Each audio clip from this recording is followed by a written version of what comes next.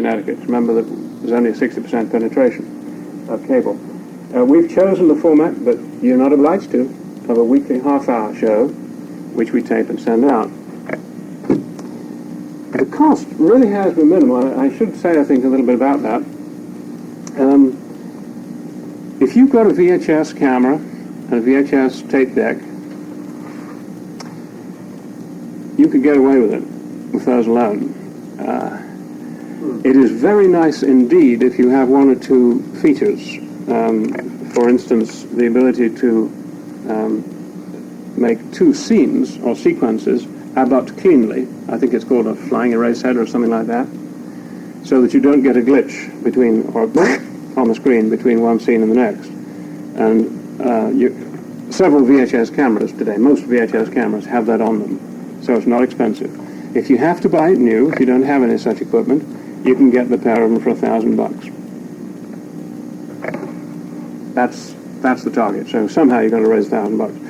It is very well worthwhile, if you're going into this with any kind of expectation of continuity, to spend more and get better quality. This is the camera we use. It's a Canon high-8 camera. I think it's called the A1 Digital, and it's got a for its price. The list price was $1,900. I got it for $950 by waiting a little bit and looking around, shopping around. And it's got an extremely high-quality picture for that price range. And we use that to do pretty well all of our work. We feed into a good quality, again, we waited for the right price, but we've got a very good quality JVC Super VHS, not VHS, but Super VHS tape deck. That is what we master on. That has got a little dial. You can roll the tape back and forward until you get precisely the frame you want when you're editing, and then you can go on with your change of scene from that point. Invaluable facility.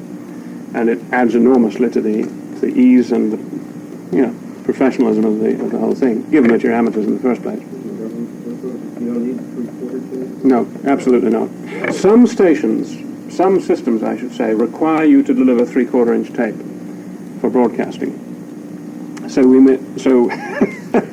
anybody heard of Andrew Melichinsky? Yeah, he's famous in many quarters as a tax resistor and as a constitutional advocate, a revival advocate, I should say.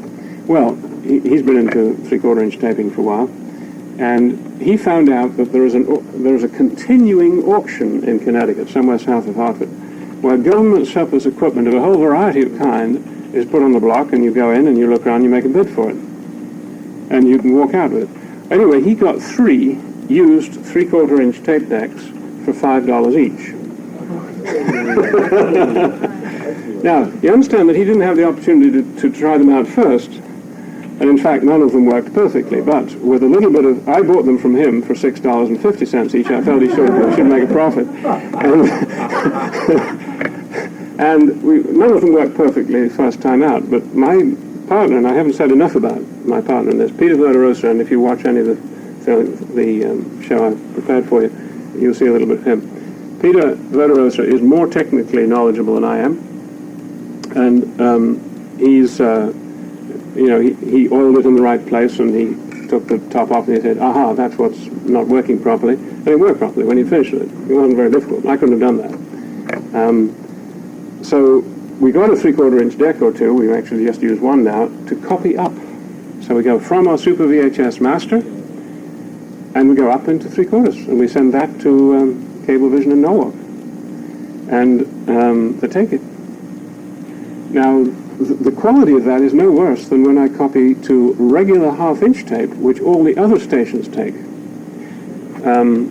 Actually, there were 2 that required 3/4. One of them now accepts half-inch, so there is a move, you see, towards half-inch. And this is public access. They cannot honor their obligation to the FCC rules if they put obstacles in the way of the public. What is the public using? It's using half-inch and even 8mm. So they can't put a whole string of artificial obstacles in the way of program production. They do require, I didn't mention this and I should do before we go to screen, they do require a minimal quality of technical production. It must be watchable. The colors must not be all berserk. I mean, you must not have glitches between one scene and the next. It must be reasonably watchable and audible by any commonly acceptable standard, not a very precise one. and there must be nothing of what the Act calls, FCC Act of Congress calls obscene.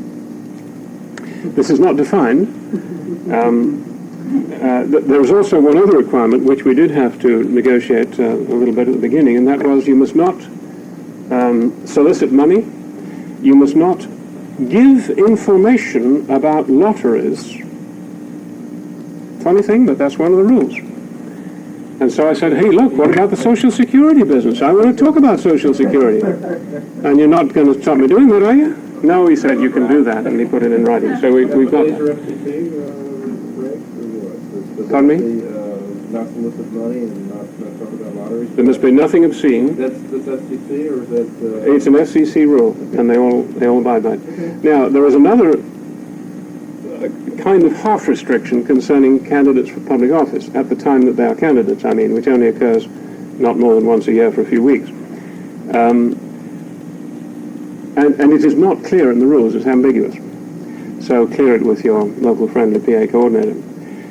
If John Smith is a candidate, can he come on our program? What we're finding is that they feel that they are not entitled to exercise editorial control over you, except for the rules I've mentioned. And therefore, yes, you can have a candidate for office on your program. However, don't rely on that. Talk about it with them first, because they may say, well, if you have John Smith, you must have Mary Jones with equal time. I actually told my PO coordinator that the FCC had long ago repealed, or it had been repealed, that you've got to have the fairness doctrine implemented. He didn't know that, but it had, I think, 2 or 3 years ago. So there's a gray area when you come to candidates, actual running candidates on the ballot, but it's not a big deal. You know, you can get around it if you have to. I've said most of what I want to say, I think. In this particular one, which we will start, and we may not be able to finish, I will show after I've taken any questions that are outstanding. I have chosen, here's a list of the programs we've made. There are 43 of them, and we've got a subject heading on each. And we've covered pretty well everything from tax resistance, homeschooling, war and peace, draft resistance. You don't always have to have libertarians on the show. For draft resistance, we've got a couple of super people. One of them was a local chairman of the American Friends Service Committee. Another was a young lady who was in the Army, in the U.S. Army, and had just declared herself a conscientious objector. And what hell they put her through. And that was just about March time, I think we did that, and that was a powerful subject for the time. I've done one on, 2 actually, on music. Control of the arts by subsidizing music performance. And one of our libertarians is a classical music, keen on classical music. Another one is actually producing avant-garde pop music on records. And we had him in talking to the same subject of how they're controlling that, the pop scene. The whole drugs I mentioned, guns I mentioned. We had a couple of programs on family values and how government distorts them and makes it very difficult to have your own values in a family. Quick example, I mean, they make your children go to school, for instance. And one of the most delightful ones we had a libertarian who's a psychiatric survivor. He calls himself that. He's been through the mill, having had extreme difficulties as a youth. He got put away into a mental institution, and he managed to survive it and has come out understanding what coercive psychiatry is all about. He was extremely lucid. So we've produced a number of programs we're fairly proud of, and others I would not want to be seen again. And what I've chosen here is one somewhere in the middle. Treat this, if you will, as a baseline, because it's 2 guys who are talking heads, me and Peter Vedderos, and we're just talking to each other, ad-libbing most of the time, 2 weeks ago. It's a bad program from that point of view. You shouldn't have just 2 heads talking to each other, especially as we didn't have a cameraman. We stood the camera on this tripod and it pointed at us. We did do a little bit of editing, but you should have much more picture change than that. So it was a fairly low-quality program from that point of view. Furthermore, our main theme was the appalling events in Moscow. The 8th Grey Men have just taken over. What's the future of the world? This was done on the Tuesday of that week. 12 hours later, it was all over. And not a single station took our program before it was all over. It's very embarrassing. So from several points of view, this is not a good show. On the other hand, you can judge, I hope you'll join me in an opinion that it's not actually bad. We got a number of of comments on the current situation out in that program that our viewers would never see anywhere else in the establishment press. And we were very happy with that. Whether you think we did a fairly congenial job conveying them or not is a matter of judgment, but we feel pretty comfortable with it. So you get the worst and the best. I see a hand. Jim, is there a specific section of the LCC that's new with regard to the public access being given? New?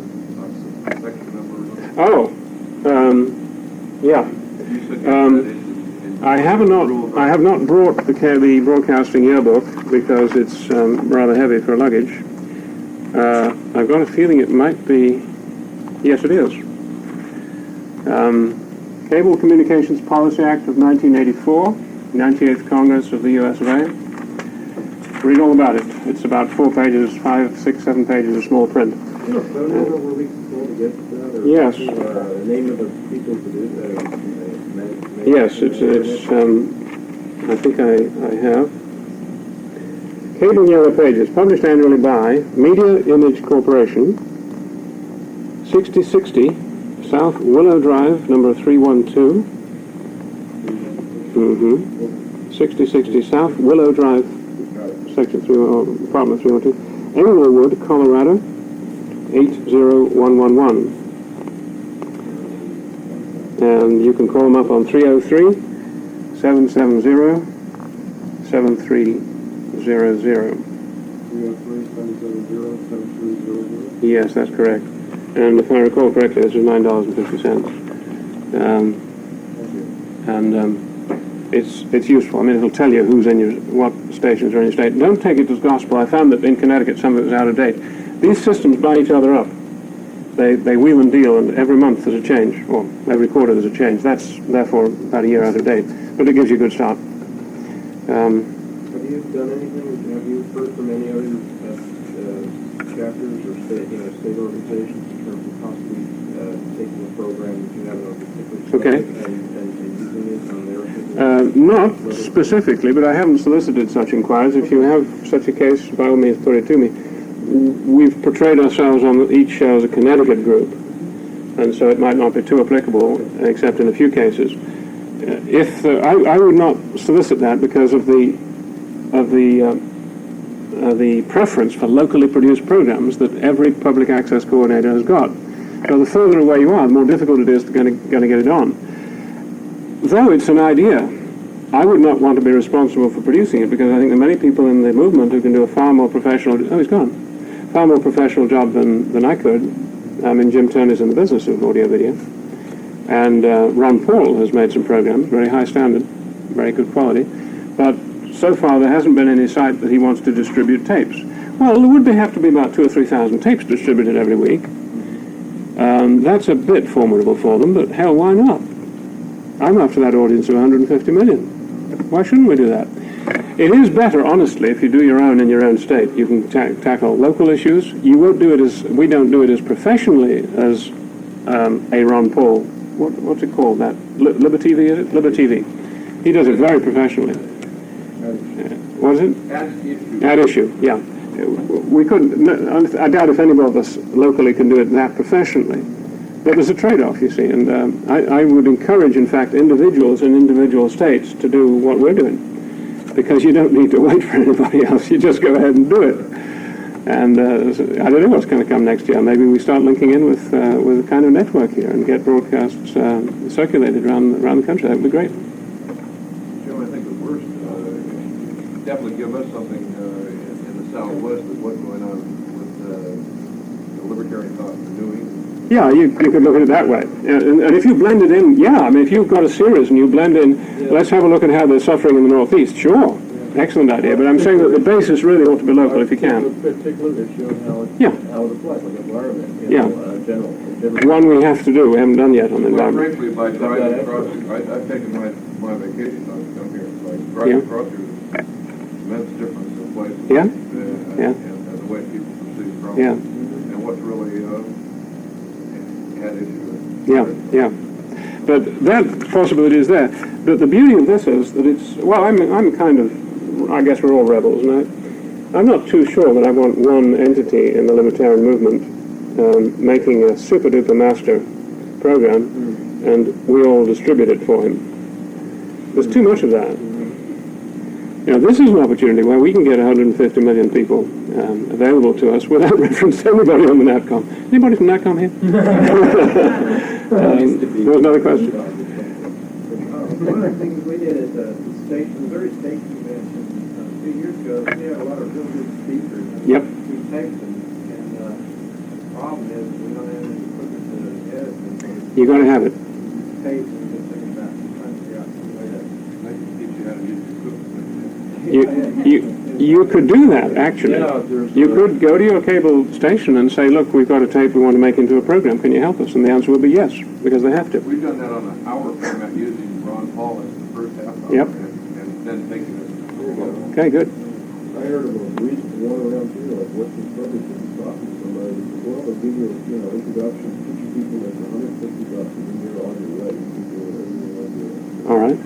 Yeah, that way. Another question is that, you never see, the Hampshire people in Kansas City get on TV all the time discussing marijuana. Excuse me, who do? They call it the Hampshire group, the anti-marijuana. Oh, okay. They get on all the time, but the thing that I've noticed is that there's no notice of these programs. You just have to be watching Yes. on your cable TV. That Yes. you might see these people. Right. Now, you've touched off a very, very important question. First of all, by having the series, we're on the same time every week in every place. So that's a help, because we do say at the end of virtually every program, join us next week, same time, same station, same day of the week. And that's a stimulus to continuity, and they watch us again and get an overview. It's an education thing, damn it. When we're giving them, those who watch, 30 minutes of education, however badly done, it can't be all that bad. And the other thing is that we're not doing yet, and which I'm beginning to bug the state LP a little bit, is, look, who would like to contribute funds to advertising this program? I don't know what form the advertisement might take, but Peter Verderosa is a handsome guy, and you could put his face on the side of a bus. I mean, every bus in Connecticut. And say, watch the Freedom Alternative for a different view. And that's, ask for it on your cable TV station or something like that. Now, there's a thought. That will cost money. We haven't spent any money except for tapes and postage. But that would cost money, and that's why I keep bugging the LP, because I'm not going to spend any more. I'm buying the tapes and the postage, but I won't spend money for that. There's a lot of money. And I think gradually they're coming around. I hope so.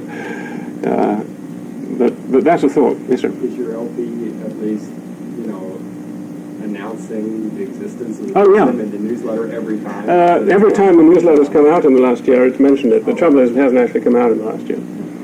But it would, if it did. No, the committee is entirely sympathetic. It just hasn't actually done anything yet.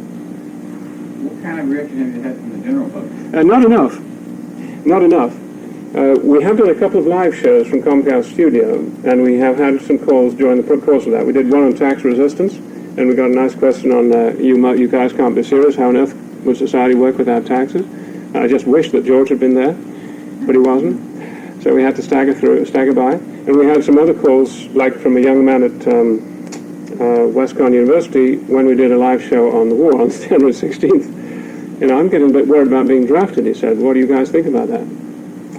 Super. We've also we give out a number each week for people to call if they want more information, and we get a small trickle of people doing that. Not enough, but some do, and I'm afraid, frankly, a lot of them are flakes. I don't know any flakes in the Libertarian movement, but these guys, they're real flaky. I mean, you try and...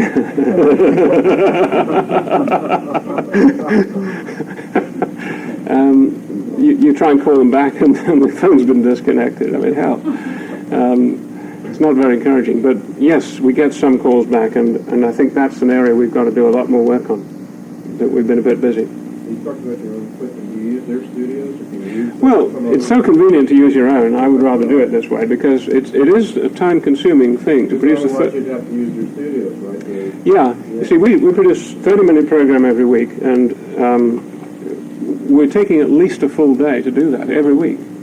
So you have to bid farewell to most of your weekend.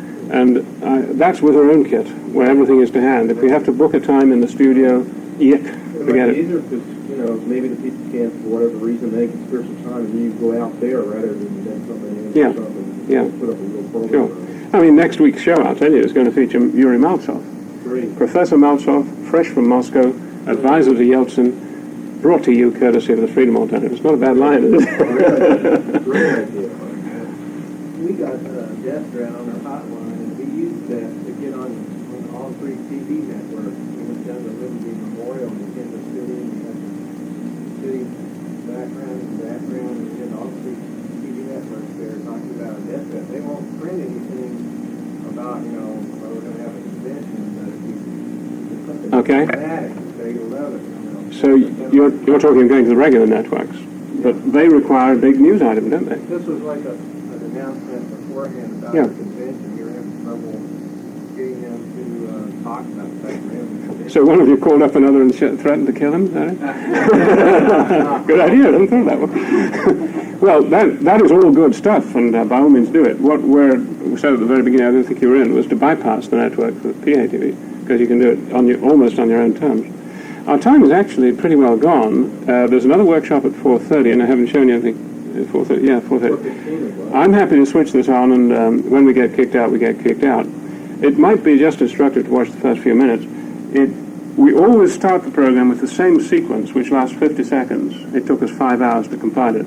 Gives you an idea of it. But that's one-time investment. And it sets the scene, and then you'll see what happens next. If I can make this thing work. Play button. This, I say, was done. Started grade school, we've all been told that we need a big, strong government to look after us. Can you hear that? And that, sure, it may need fixing here and there, but generally, today's government size is about right. We disagree. We think that government is a parasite, living off what you and I earn and using our money to do unpleasant things to us. From being a nation of self-reliant go-getters, America is fast becoming a country of government junkies. We think an alternative exists, one that puts you back in charge of your own life and destiny. We call it the Freedom Alternative.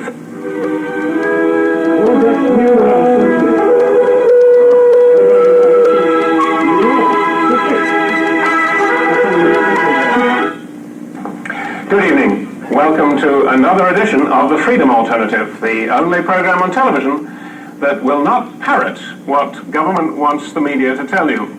I'm Jim Davies. Welcome. Today, Peter Verderosa and I will present what we're calling a paper potpourri. We'll bring you a variety of items we noticed in various newspapers over the last week, which have something to tell us about liberty and about how easily and how fast we're all losing it, if you know how to read between the lines, that is. And we'll suggest how all of us, you included, can make use of your local paper to turn that dreadful trend around. We thought when planning this that topic one would continue to be the whiter income tax. But 2 days before this recording, the grey men of Moscow put Mikhail Gorbachev under house arrest. Peter, you broke that news to me yesterday. What does it mean for freedom? It doesn't look too good for freedom, and neither did Mr. Gorbachev and what is referred to as the New World Order. Oh, yeah, right. Which is embracing the West seemed to be a prerequisite for. He did a lot more talking than doing, didn't he? A lot more talking than doing. But folks, if you haven't seen the New York Times, today is August the 20th, and indeed a very, very ominous situation in Moscow with tanks all about, and President Yeltsin standing up when he used to be against Mr. Gorbachev, Premier Gorbachev, is now very much for him and is demanding that this committee, the emergency committee of hardline communists who have ousted him, that they in fact show Mr. Gorbachev immediately, and he wants him examined by doctors to see that he is in fact actually healthy. So the developments are quite interesting, And yesterday, August 19th, 1991, was a day of infamy. But in fact, we wonder if, the freedom alternative is looking at it from different angles, as we always do. The media never does, because the media only presents the government's version. And, it seems as though they... Well, it works within rather tight limits. I mean, exactly. We're not bound by those limits. Exactly. We want to try and think about what it means for freedom. Or possibilities. I mean, there was a time when on the front page of Commentary magazine, it said, with regard to Mr. Gorbachev, it said something about a new world order with a big question mark, implying that perhaps this euphoria, that Westerners had and Soviets had over this man who was going to change everything, was in fact something to be cautious of, very cautious. Oh, it called it worldwide affirmative action. That's the question mark. Yes, interesting. I think we ought to start, by reminding our viewers of the very nature of what the free market is and what it isn't, and why it works and why its opposite does not work. Because this, folks, is the very thing that the regular media do not tell us. They will use the term free market, yes? That's right. And they will tell us, yes, it works, and in Russia they don't have it, and it doesn't work, and look at the chaos and the starvation. But they don't see why. And the free market is freedom for you and me and for everyone else to trade as we wish. You have something I want to buy, I offer you money, you negotiate a better price, we do a deal, or we don't do a deal. It's up to us to decide. It's up to nobody else at all to intrude into that transaction. Correct. In a free market, nobody says you can only operate within certain price limits. In a free market, nobody says you've got to send part of what I pay you to the government as taxes. In a free market, nobody says you can't open on a certain day of the week, that you've got to keep certain records that you may not want to keep. There is no such interference in trade in a free market. That's why a free market works, because there isn't any restriction. We are both motivated to work for our own good. We make a profit. That's why we work hard and efficiently, and why we try to do better than our competitors. That's why it works, and it fits human nature, right? That's correct, because it is man's nature to be free. And to seek his own maximum advantage. Correct. Right? And the fact that one man wants something and the other man will have the incentive to provide it. So profit motivation prevails. It's interesting that I understand that today in the Soviet Union, 1/3 of the actual food that gets eaten is grown in what they call the black market. I would call it the white market.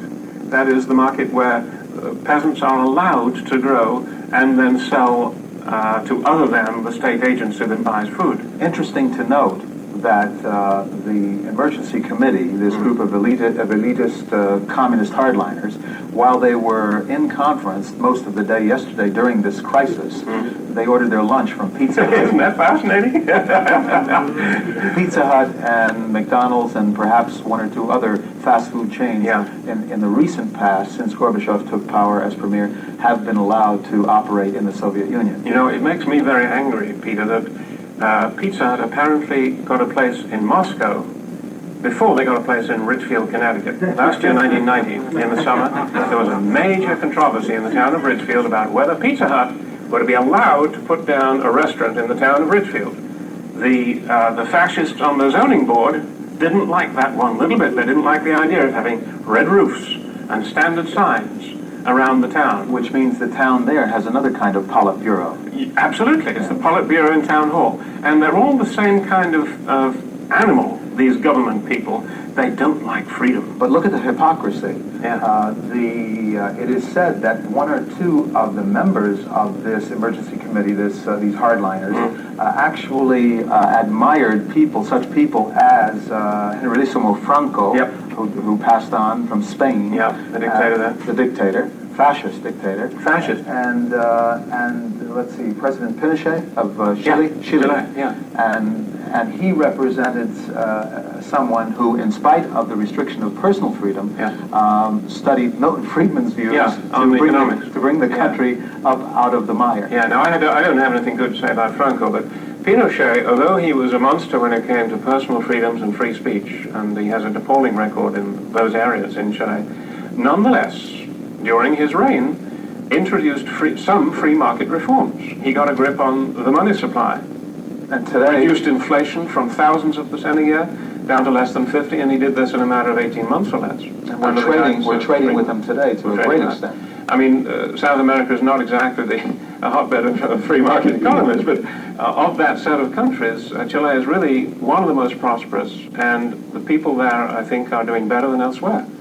And that is the result of such limited free market reforms as he introduced. Very fascinating comment yesterday is that some of these allegedly communist hardliners are admirers of Pinochet. The question is, a tantalizing question is, do they intend to enforce the introduction of a free market reform? Whereas Gorbachev talked about it but never did it. That boggles my mind. I don't know whether you can force a free market. It's almost a contradiction in terms. It is. But we're seeing lots of hypocrisy here, lots of contrasts, juxtapositions.